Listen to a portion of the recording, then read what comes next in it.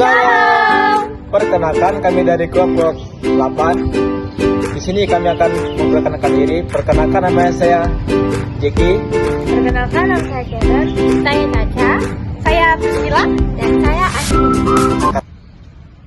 Baik, kami dari kelompok 8 akan mempresentasikan tugas kelompok kami melalui drama singkat. Selamat menyaksikan.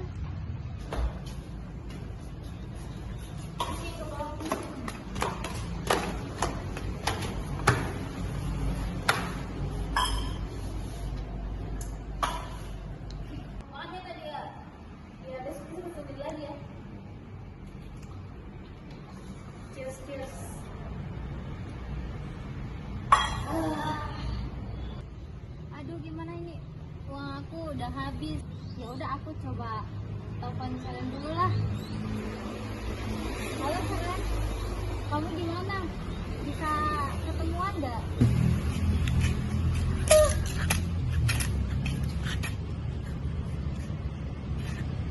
Ya, halo. Aku lagi di luar nih. Oh, bisa kok, bisa. Tumben kamu ajak aku sini. Aku mau ngomong, sebenarnya uangku udah habis. Hah? Kok bisa? Kamu kan udah tahu kalau aku udah keluar dari rumah. Jadi sekarang aku nggak punya apa-apa. Bisa nggak kamu bantuin aku? Duh, gimana ya? Aku juga susah. Kok kamu gitu sih? Selama ini kan aku yang ngeluarin uang buat kita senang-senang. Mau gimana lagi? Aku juga lagi susah. Terus gimana dong? Ya udah, terserah kamu. Pikirin aja sendiri.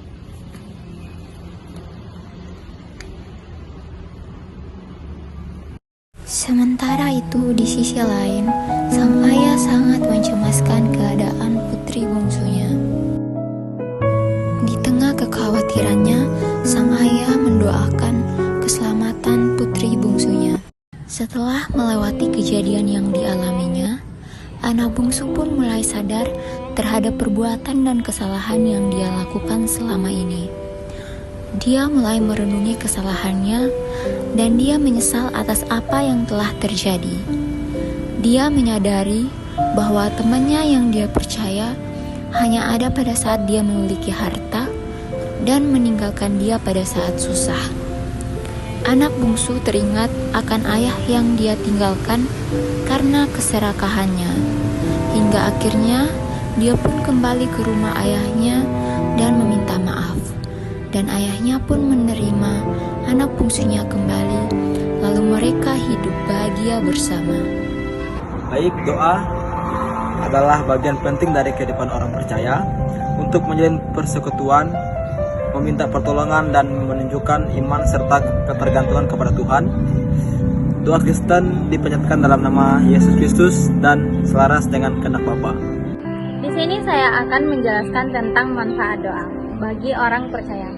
Di sini ada 6 manfaat doa bagi orang percaya, yaitu yang pertama, doa memberi ketenangan hati karena orang percaya dapat menyerahkan segala kekhawatiran kepada Tuhan. Yang kedua ada doa memperkuat iman dan membuat hubungan dengan Tuhan menjadi lebih dekat. Dan berikutnya, doa memberikan pengharapan baru saat menghadapi masalah dan pergumulan hidup. Dan yang keempat itu ada doa membantu orang percaya menerima hikmat dan petunjuk dalam mengambil keputusan. Yang kelima ada doa membawa kekuatan rohani untuk menghadapi tantangan dan cobaan. Dan yang terakhir itu ada doa membuka jalan bagi mukjizat dan pertolongan Tuhan dalam kehidupan sehari-hari. Baik, di sini saya akan menjelaskan tentang prinsip-prinsip dalam berdoa. Nah, di sini saya akan menjelaskan ada 4 prinsip-prinsip dalam berdoa. Yang pertama itu iman. Nah, kita sebagai orang percaya dalam kita berdoa kepada Tuhan, kita harus berdoa dengan iman. Karena di dalam Matius 21 ayat 22 dikatakan bahwa dan apa saja yang kamu minta di dalam doa dan dengan penuh kepercayaan, kamu akan menerimanya. Jadi dalam menaikkan doa kepada Tuhan, kita harus berdoa dengan penuh iman dan kepercayaan. Lalu yang kedua ada kerendahan hati. Dalam kita berdoa, kita harus mengakui bahwa kita bergantung kepada Tuhan. Jadi kita berdoa bukan saja untuk dilihat oleh orang lain, tetapi kita berdoa karena kita membutuhkan Tuhan dalam kehidupan kita. Lalu yang ketiga ada ketekunan. Dalam kita berdoa, kita harus betul-betul menaikkan doa kita dengan tekun. Ketika kita berdoa dan doa kita belum dijawab, maka kita tidak boleh menyerah begitu saja. Tetapi Tuhan ingin melihat kita untuk lebih tekun lagi dalam kita berdoa kepada Tuhan, dan itu adalah bukti bahwa kita membutuhkan Tuhan di dalam kehidupan kita. Lalu yang keempat, dalam berdoa kita harus berdoa dengan penuh ketulusan dan kejujuran. Nah, kita sebagai orang percaya dalam kita berdoa, kita harus betul-betul berdoa kepada Tuhan dengan penuh ketulusan dan kejujuran.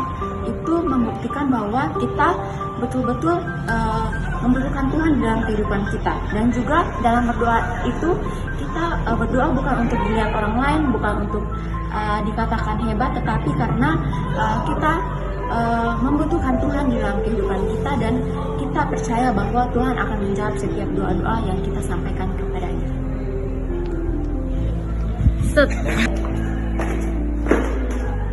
Jadi ayat dasar yang kita pakai yaitu dari Matius 21 ayat 22. Dan apa saja yang kamu minta dalam doa dengan penuh kepercayaan, kamu akan menerimanya.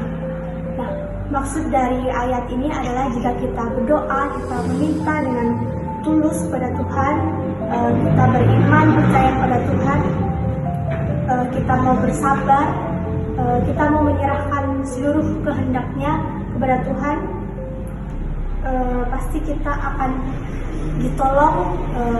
Tuhan akan menerima setiap doa kita, Tuhan akan menolong setiap apa yang menjadi pergumulan kita, karena Tuhan itu baik. Tuhan mengerti apa yang menjadi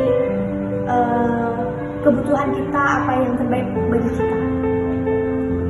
Saya akan menjelaskan bagaimana kaitan drama ini dengan doa.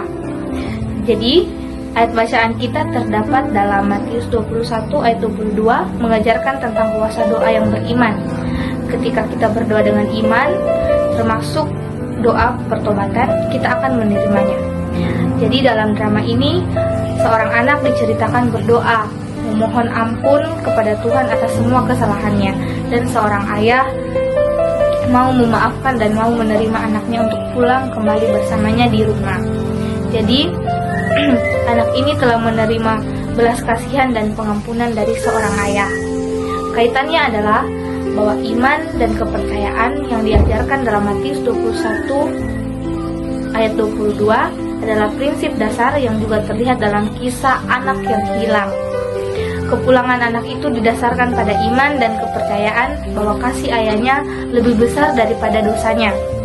Dan tindakannya untuk kembali dan mengakui kesalahannya adalah bentuk doa dan permohonan yang dijawab oleh ayahnya dengan pengampunan penuh sukacita.